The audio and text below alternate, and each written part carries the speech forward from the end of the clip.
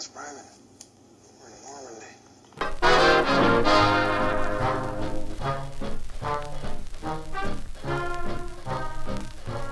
Welcome everyone to episode 20 of the We're Not Lost Private podcast. And last month I got back from the Easy Company reunion, and I had been talking to my new guest here about the podcast, and he said, "Well, when are you going to have me on?" And I said, "Well, let's do this." So tonight we're doing it.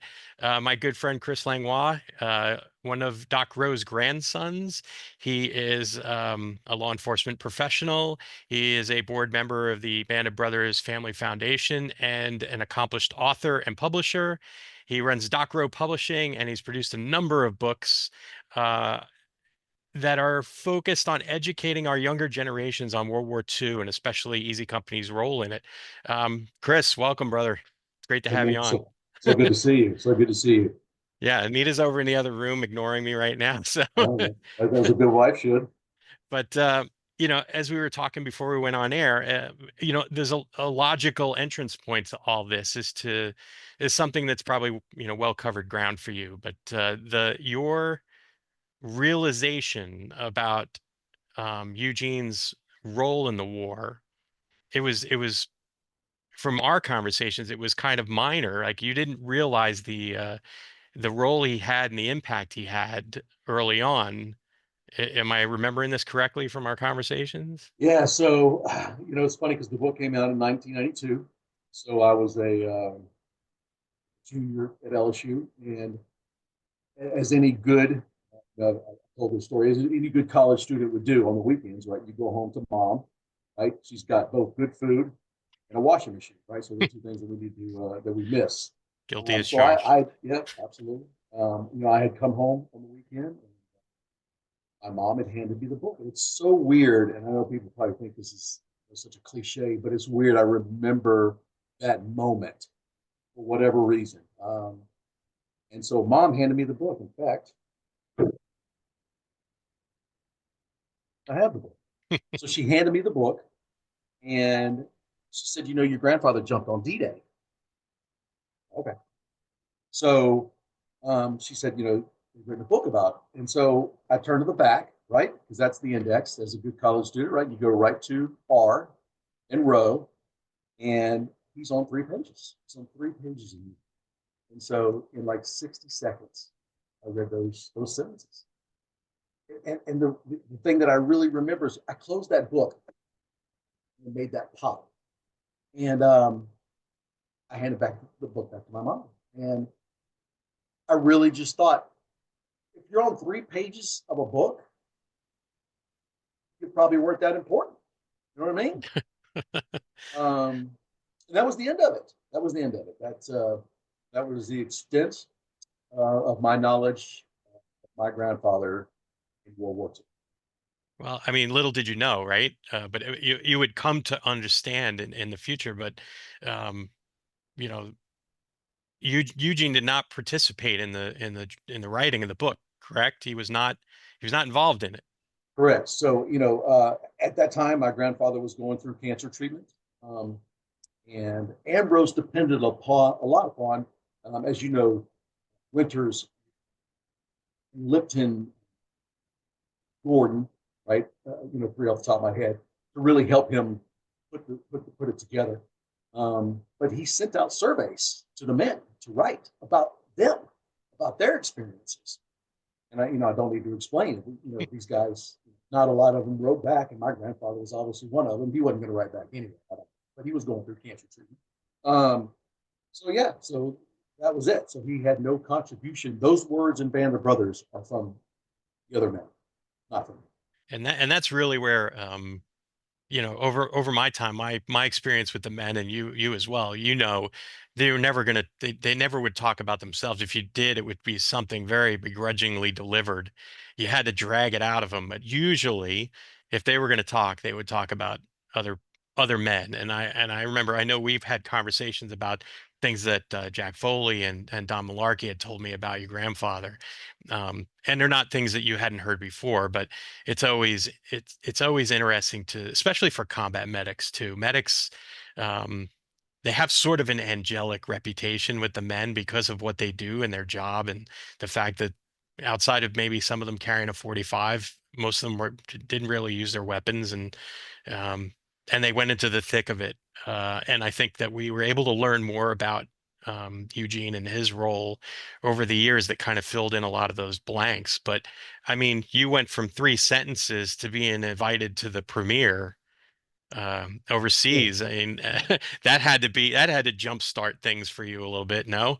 yeah. So, but again, that was, we found out late. Shane, like Paul, had emailed his widow, his Rose's second wife, um, and emailed my aunt, one of the daughters, and but again, you have no idea the size and scope. You have no idea if this is really legit. I remember my aunt saying she got an email, but again, nothing clicks, right? It doesn't mean anything because he's only on 3 pages. Well, I mean, Yeah, why would it matter that they're being called and emailed? You know what I mean? It's like yeah. There's no frame of reference for anyone. correct, Yeah. absolutely. So, fast forward a little bit, and we find out that there's a movie, and we found out late because a lot of the families who found out early, they all stayed at the Ambassador Hotel in Paris, and we found out late the hotel was already full, so we stayed. But a lot of us from the family went, and um, I just saw it as a trip to Paris. That's what it meant to me. And so we get there, we get to the Ambassador Hotel, and I've got the whole family with me. And somehow I got to the front of the line there, checking in with HBO. And I said, I am Chris with, we got the Rowe family here. And the girl on the other side of the table says, you're going to love episode 6. It's all about your grandfather. Why would it be about my grandfather? So again, here I am at the world premiere. I'm in Paris for the first time in my life. I'm at the world premiere in a few days for Band of Brothers. I'm talking to people from HBO, and it makes no sense to me, none whatsoever. When was the first time you actually got to sit down and watch episode 6 in totality? Came out. So We watched it with everybody else. you didn't get to see it when you're in Paris or any portions of it. Yeah. So I mean that had to be massively shocking to you and the family sitting down to watch, even though you had been forewarned, right? So you knew it was coming. Right. Yeah. Look, you're getting goosebumps. Yeah. So we watched. We learned about my grandfather's experience in World War II with the rest of America. Yeah, 100%. 100%. What was the initial reaction across the family as you guys were watching it? I mean, it had to be, I would think you'd be stunned a bit because it's so much to take in and process. Yeah, it is because again, like everyone else, right? We're learning this story from scratch. We're learning it 1 hour at a time. We know none of these actors except for Schwimmer. Um, we know none of these stories. I read Band of Brothers on the flight over to Paris. That was when I first read it. So I had hours under my belt of World War II in general and Easy Company in specifics. But I'll tell you a funny story about watching the first episode. There's a scene where they're getting shelled and Rose's he's in the foxhole, like he's laying on his back. And they're getting shelled. And of course, now the screams for medic come. And they're screaming, and he's not moving. He's in the foxhole, not moving. And I think it's Lipton who comes over and says, Doc, we need you now, basically. And boom, he jumps up. And I thought, man, they're showing him as a coward in the foxhole. And so I watched the episode. I was really, talk about being stunned. Man, I was floored. And so, kids these days aren't going to understand this, but we didn't have the internet back then. And like bulletin boards where it was just text, type, it wasn't graphics or anything like that. You type a message and people would reply down the thing. And so I jumped on the bulletin board, which, obviously I've been watching for the last few weeks, and everybody's raving about Doc in this episode. And I'm looking, I'm like, nobody is saying what I felt. And so I kind of took a step back and go, well, maybe I'm just too close to this. It's too personal for me. And so then when I watched it again, And over time, watching it really took me a while to really grasp. I'm off on a tangent on you, but I'll finish my thought. It really took years for it to kick in that it's actually pretty genius, right? Because you show a lot of the guys who are shooting guns, right? The guys, the soldiers, right? Compared to the medic, the guys are in a they're shooting. Man, it's time to go. It's time to go, man. These guys are always shooting, and they hadn't really shown guys under combat, except for Blythe for that moment, but kind of being stunned by it. It eventually, of course, Bastogne was terrible, right? They're underfed, they're underclothed, they're under fire, um, they're freezing cold, their buddies are dying. So it showed the humanity, and that's what it took me years to realize was that moment showed the humanity, right? And what courage is not being afraid, courage is fighting through the fear and doing it anyway. That's And so exactly it. Yeah. I think it was just the genius, and they used Roe in that moment, right? Because he was sort of the humanity. He's not the killer. He's not the guy with the gun. He's the healer. And so I just think it just ended up, but it did take. I swear to God, it took me years to really process that and see the genius of it. I think you and I at one point talked about that, and I said, yeah, it takes more courage to get up and go when you're scared. And Absolutely. they showed him contemplating it. They show him thinking through it. And that's really when your brain is your biggest obstacle in that time, because it's you're processing things, you're thinking of things rationally. Like, this is not what a rational human being does. Like, Correct. and that is where true courage is shown. And I agree with you. I think the Doc character in that was supposed to be representative of how so many of these guys, when they were scared witless, managed to get up and do the job. And I think that's representative of so many of our guys and gals over the years. And I, like you, I thought that was some genius Yeah, um, 100%. writing 100%. there. And but And yeah, great I acting. mean, to me, that is those are great memories for you, though, because Yeah.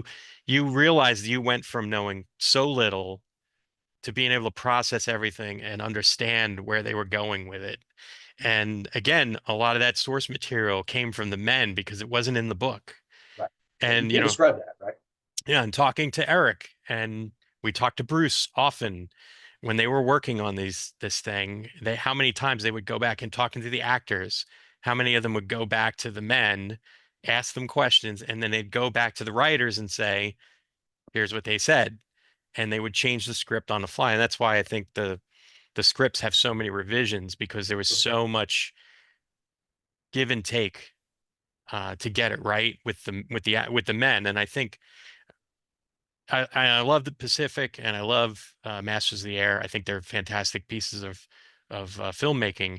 But the Pacific, they did have several of the men still alive to help with that. But Masters, they were pretty much all gone. And I'm not saying John Orloff is that thread running through Band and Masters, and Bruce was the thread running through Band and the Pacific, and they understood it. And I think they tried to get it, that humanity piece to it, but also understanding the psyche of a combat man.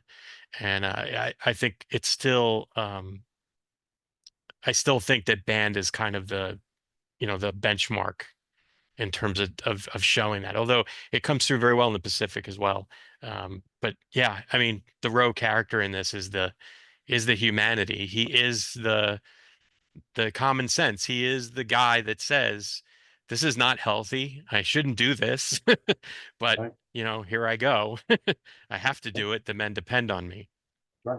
And that was the message I always got from the vets, just how damn dependable your grandfather was.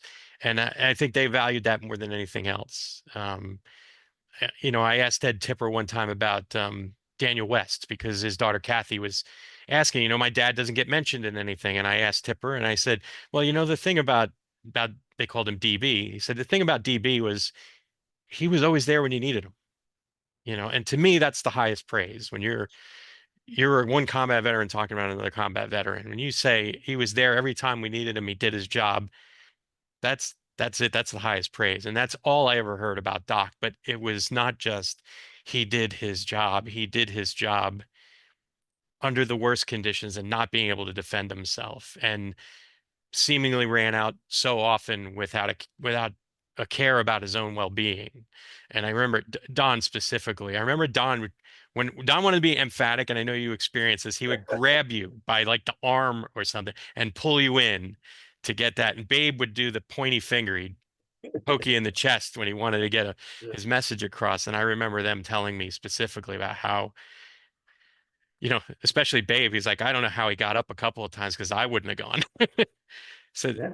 to me, that's the the crux of it. But you had a special relationship. I had a very good relationship with all the members. You had a special relationship, and like we talked about off screen, you were an embodiment of somebody that they cared about greatly, and they loved. And your relationship, and I was able to observe it from a little bit of a distance. To me, it spoke volumes when I would see you sit down with the men and talk. And I try to explain to a lot of people about my interactions with the men. Most of the time, we never talked about the war. Um, but I mean, you had a different um, focus. You wanted to find out more about Eugene and his time.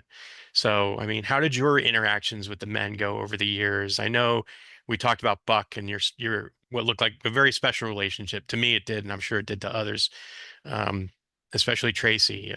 But I mean, how was their reception of you and your interactions over the years and trying to learn more about Eugene? It's neat. You talk about Buck, and he was a cop, and I'm a cop, and his whole life was about the pursuit of justice, um, which resonates very very well with me. And so that was a neat relationship, and I think that helped underneath it all. But when I started to meet the men, I was a stranger. These guys had been together for years. They had been together. So many of us families started showing up at the reunion.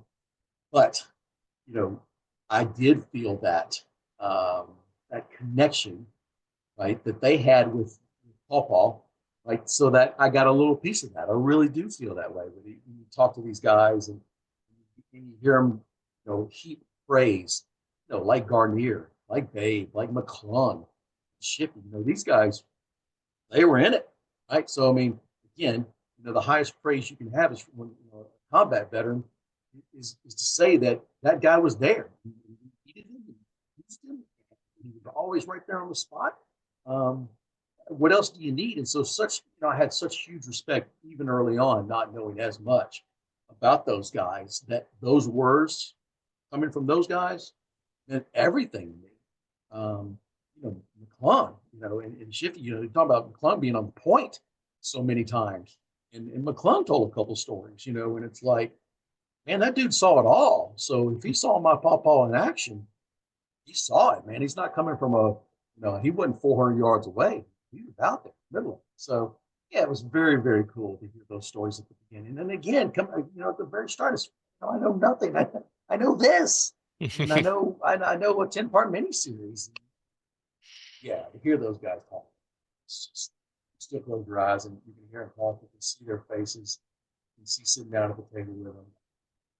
Yeah, without a doubt. Those are some of my most favorite memories of being with them, is being with all of you as well. And like I'll remember, I have a picture of it. Somebody snapped a picture of it. I think it was you and me and McClung and Paul Rogers at Fort Campbell, and we were just sitting around talking. And some of it was about the war, but some of it was just they wanted to laugh and tell a story. That was the best part about it, especially those guys.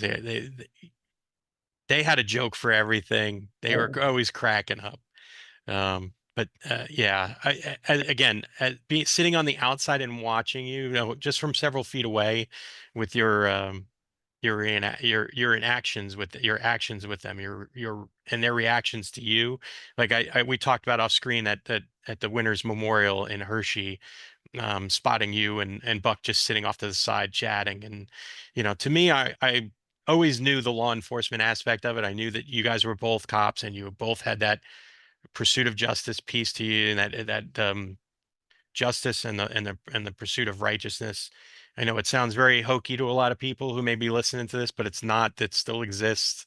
It's still out there, and I think that that's when you use Buck as like an example. That to me, that is where our World War II veterans can be our exemplars, and not something to be that that's not a the pursuit of justice shouldn't be a punchline in somebody's joke. It should be what we do, what we strive for in a society.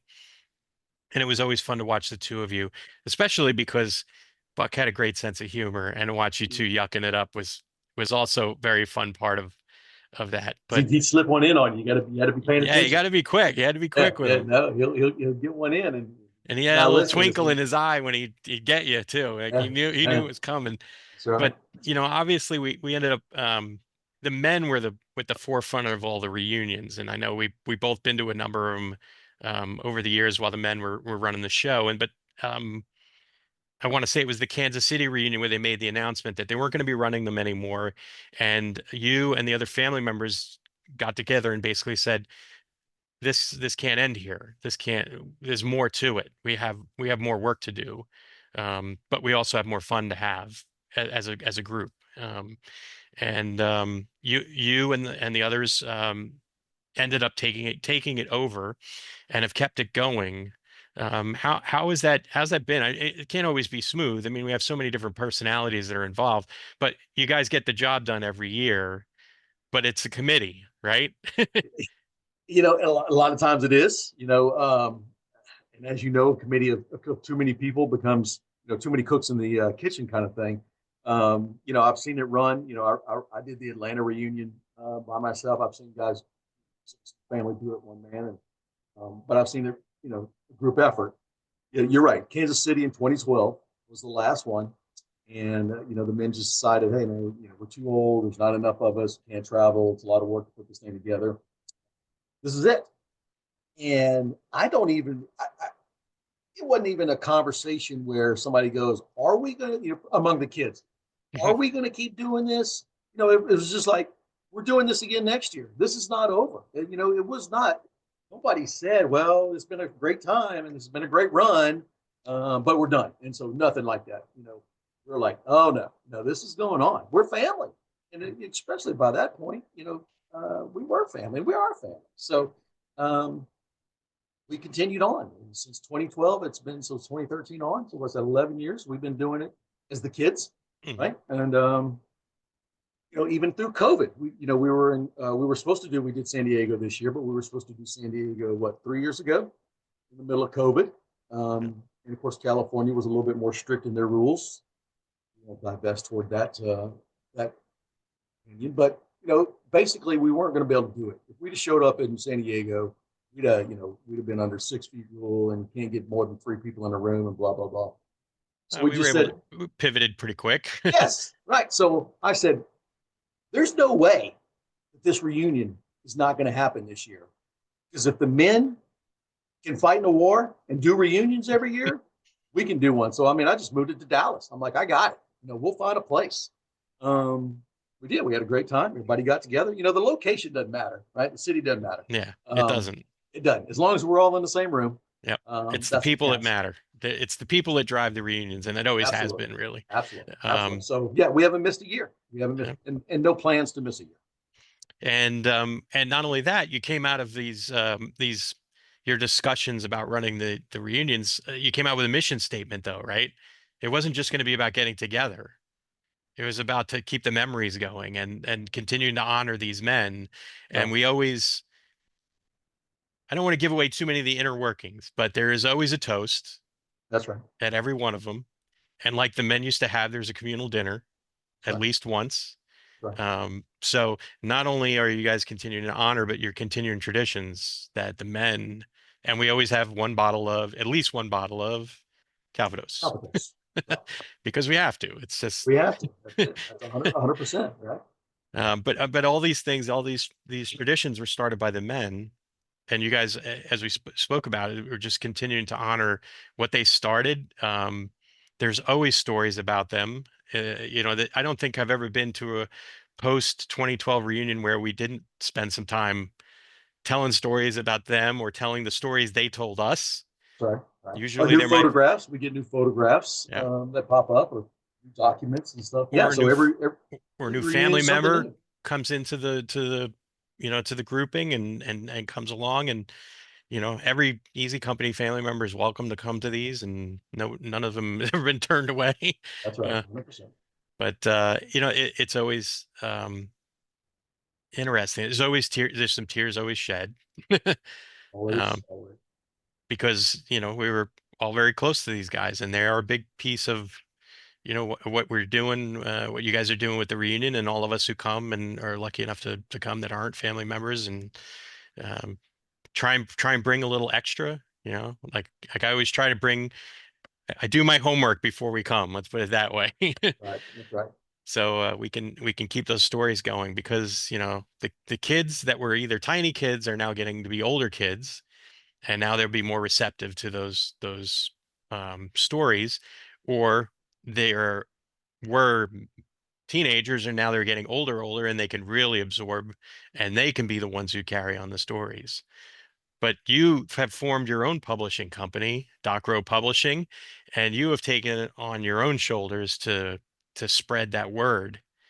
Um, talk about Doc Row Publishing, talk about your focus, and then let's chat about the books, because to me, that's an awesome way to keep this history going. So Yeah. So it's a funny story because again, it's funny, but my only motivator was we started losing the guys. We started losing Winters and Buck and Bill and Babe and Malarkey. Um, and when it hit me that not only were those particular names, stalwarts of Easy Company, they all shared one thing in common. They all went to schools and spoke to kids. And it's still hard. I realized we were losing those stories to the next generation. And so my first thought was, hey, I'll do a PowerPoint. I'll put it on a flash drive, right? I can send it to Joe, right? And then Joe could walk into his school where he is, right? And he could do a presentation, right? Here's the replacement for the man. And then I go, I don't know a damn thing about PowerPoint. So, without even trying to learn PowerPoint, um, ever since I was a kid, I always wanted to write a book. I remember notebooks, writing stories about ninjas, right? Because that's what little boys are into. So finally, I go, well, I'll just write a book, and then that way, nobody has to deliver any message, right? The book's the delivery. And I go, man, I'll knock this out in 3 months. This is easy, right? I know the story, right? I got a book, I got a mini series, I got more books. I'll knock this out in 3 months. Well, no, that's not a 3 month process, man. That's an 18-month process. I had a buddy of mine, Chris Shaw, who's a Bobby, a London Bobby, and with the funny hats. And I told him my idea, and he goes, "You've got to talk to Annika in the Netherlands. She draws, paints on the back of the leather jackets like they did in World War II, all their emblem." I go, message her. She's all in. Great. So we start, everybody, my daughter especially makes fun of me, and I can't draw. So I have to tell you that this is a stick figure. I got to draw an arrow to it. Like, this is a stick figure. So I did my best to sketch out my ideas, and sent it to her, and she kind of sketched it out. And goes, "This is what you're talking about." And she always made it better than the idea that I had. And somehow, with my Louisiana public education, I put together a few words. And so, but it's tough. Like, Bastogne is one page. How do you condense the Battle of the Bulge into one page? It's hard. Especially with our generation now, they're very attention deficit. Uh, Yeah, there's a yeah, lot of attention deficit involved with yeah, our generation because of the nature of communications these yeah, days, and you got to make it short and punchy. yeah. Well, I mean, and luckily, the Battle of the Bulge is down to one page. So well, at least the Easy Company's part of it for the most part. But so yeah, so that was my goal. Hey, just put something that you can hand out, that kids can pull off a shelf, and learn about Easy Company and my from the beginning. Because when I started, I had no books on World War II. 2000, 2001, I had nothing, not a single book. And now I've got shelves, over a few hundred. And so I was under no illusion of grandeur that I was going to be a 400-page historian book. Mine's 62 pages, and I'm damn proud of that. But I wanted my book to be a springboard. I wanted a kid, or even an adult, because it's probably middle school and up. I wanted them to grab that book and go, neat. I got a little taste. And that's the springboard. Hey, go read about Box Company. Go read about the 82nd. Go read about Piper. Go read about Churchill, and go read about the Pacific, Masters of the Air Sky. So because that's been my journey, right? I've read all the 101st books I could, but then I went to the 82nd guys, right? So you get a little taste of that, and you go to the tanker dudes, and you're like, holy cow, that's a whole nother war these guys are in. You go to the infantry guys who's battling in St. Lo. Those hedgehog, So it's just, for me, it's just always been a springboard. Hey, here's a little bit about a group of guys. Love them, awesome, but part of the 16 million that serve. So go learn about those guys too. Yeah, they'd be the first ones to tell you that. Absolutely. Well, yeah, but you didn't sit on your duff after that first book. I think that the second and third book really were where you were able to spread your wings creatively to get the message across, and very innovative the way you went about writing the other two. Come on, don't be modest. Let's talk about them. Let's get it out there. I had the idea of reaching a little bit earlier, elementary age kids, and again, planting that seed a little sooner. And really a driver for that is just what's going on in our country. We've got so many kids who have no idea what these guys did. They have very much a lack of love of flag and country, and which our World War II guys would just roll over in their grave to hear, we don't do the Pledge of Allegiance, and these things, like these kids burning the flag and all that other stuff. So I just thought, maybe I can get to these a little bit sooner. Maybe I can plant some elementary age seeds. And so I was, Patrick the Paratrooper was my second one. And I saw, you look at the cover of Patrick, he looks like a 10-year-old boy. And I saw that on Instagram, and I saw the artist who had done it. And I go, man, that looks like a 10-year-old boy. And then that's where the idea came from. What if a 10-year-old boy joins the paratroopers, ends up at Easy Company, right? Fights the whole war as a 10-year-old boy. So that was the genesis of Patrick, just seeing that picture. So I love my ending. I spoke to a very well-known author who has some World War II titles under his belt, and I said, "Here's my story." And he goes, "That ending's kind of cliche," I thought, I thought I was the first one to come up with this. Thought I nailed it. Yes.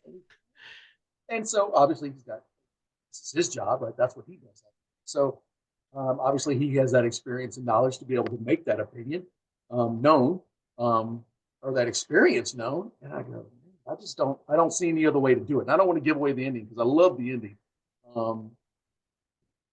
Probably one of the smartest things I've ever done in my humble opinion. Again, Louisiana public education. It's a grain of salt. But I thought it was just a neat way to tie it all up and let little kids learn about war, which is ugly, and brutal, and deadly. But let them see it and then get a taste of it without the brutality, without the death. So that was Patrick. And then the follow-on book, So this one was one of my favorites because I got to contribute a little bit to it. So. Okay. So I was in the backstory of that one was I was at the World War II Museum in New Orleans, and I was doing a book signing, and which was awesome. Very cool. Very cool to be signing books at the World War II Museum. I mean, kind of made it. And in between people, I was just walking around the bookstore, a ton of books, and I saw a book about a bulldog that the Marines had in the Pacific in World War II. And I go, wait a second, we have a dog. So there's Draftee marches with the band of brothers, Jeffrey was a stray that they came across on the march to Atlanta, and And I just brilliant thought, because the book looks at it from the dog's point of view. Like, let the dog tell the story, right? It's right. not meant for 40-year-olds, right? It's meant for little kids who what kid doesn't love dogs, right? Exactly. Let the dog tell the story, and then it just the imagination just gets to go with their little minds. But I planted the seed of some reality in there. They think it's a dog story, but hopefully I taught them about World War II and the guys of Easy Company. You know? Yeah. So what's is there anything else on the drawing board right now? What are you batting Oh, around some ideas for some new books? there's one I've been working on for a few years. I don't know. Let's see. I need to get back on that horse. Yeah. We'll save that story for later. You're being modest today. So in addition to doing all that stuff, Chris also designs the reunion t-shirts and the challenge coins for every reunion. He's got his hands dipped into all kinds of stuff. He's got some hidden talents. So don't let him be modest if you run into him at a signing event somewhere. But you know, I think I think at times there seems to have been some Band of Brothers fatigue, but I think that's because of the commercialized nature of it. And I think if people really knew more about these guys, and again, we talked about it off screen before we went live, that the depth of their personalities and who they were is so much more than what anybody might have read or saw in a, what they think they saw in a mini series. And, having spent quite a bit of time with so many of them, and you had that experience as well, I think that people would be surprised to understand how complex they all were, but probably not surprised. But I think as we go along, I'm working on the first of 4 volumes about Easy Company's complete history, and the books you're producing, I think, start to give people a little bit more glimpse into it. And you're approaching it from a point where you're trying to educate children. I'm trying to educate adults. Right. Not that I don't want children to read these books, but eventually they probably will. But to me, it's to explain the depth of the company, and it was not so 2D as people see, and that there were a lot more personalities in the company. Not to diminish anything that as you said, the stalwarts did, because I spent so much time with them and I loved them all. Um, but there's so many more guys that just like your grandfather didn't answer the questionnaire, or didn't get talked about enough by their buddies or whatever. But I think if you keep doing what you're doing and I keep doing what I'm doing and the families keep doing what they're doing, the depth of information out there about these guys and the depth of understanding is going to be a lot wider and a lot better and a lot more quality um, than some of the assumptions that folks make out there. On that thread, um, Roe, and I'll speak on Roe just because I know Roe, and that's my grandfather. But, a lot of praise has been heaped on Roe, rightfully so, from watching the miniseries from around the world. I've mailed that first book to 23 countries outside of the U.S. That's just me. That's not what Amazon has done, right? So it is definitely a worldwide phenomenon, and I still get emails from around the world. And they love Roe because they watch Shane Taylor be Roe, right? And there's nothing wrong with that. But when you talk about the depth of the men and what they did after the war, right, it's just as exciting for me who they were after they came home from the war. And so my mom made a comment. It's probably been 7 or 8, maybe. Because Roe married a British girl that he met on the southern coast of England. So my grandmother was British, and he stood her up on D-Day. Their marriage date was D-Day. He no-showed her, obviously. No show, no call, as we say these days. Obviously, he survived the war, came back, and they got married. My mom said, I don't believe the man that my mom married was the man that she met. It clicked because my grandfather drank. He was divorced about the time I was born. So when you talk about a guy who drank to the point where it caused his divorce, right? That's not the road that you see on screen. That's not Shane Taylor being Paw Paw. That's the real guy, right? And so that's the real effect that war had on my grandfather. He was the only medic in that company who made it from D-Day to Hitler's Eagle's Nest. The only medic. Everybody else was either wounded on D-Day or there were replacements after D-Day. He's the only guy that saw all of those men in Easy hurt or killed. Some of them very not pretty, right? So you're not the same man. There's no way that you're the same man after combat. So I started to tell that story. I told that story in New Orleans at the symposium a couple of years ago. 500 people live, and I know it's been seen thousands of times. I have no shame in saying that my grandfather drank to the point where it caused his divorce. What else is the cause of that? He's the medic who saw all those guys. So that's the humanity, right? That's the real man behind the stories. And that's if you really start to look at these guys, you appreciate their wartime experience even more. Stuff that they did. Goop coming back and being a teacher. You see war, right? And you come back and you're a teacher. The transition, what these guys did and endured, and then still came back and could be productive citizens. Peace, man. My grandfather had his lifelong career was in construction and road building. He didn't have a failure of a life by any stretch of the imagination, but he had failures as a man, right? But that's the humanity. And so if you get wrapped up, the point of this was you have a lot of fans who watch Band of Brothers and they go, this is the man. This is Winters, and this is Compton, and this is Rowe, and this is who they are. And you're just missing it. I love reading memoirs of the guys, not just Easy Company, but any guy who was in World War II, right? Because then you get their whole story, right? So then you see who they were after. And that makes their war service even cooler. Yeah, the war to many of them was just a snapshot portion of their life. Right. 4 years. 4 years. Tracy and I talk about Buck a lot, and he used to say, like, I had all this career. The war was just this, it was almost, he felt like it was kind of a timeout, because he had so many things that he wanted to do and so many things that were vital to him that he had to put it on pause because our nation needed them. And then when they were done, he went back and did the things he wanted to do and became the man he wanted to be. But I don't, a lot of guys and gals don't come back and have that fulfillment. The demons are there. You can't walk away from them easily.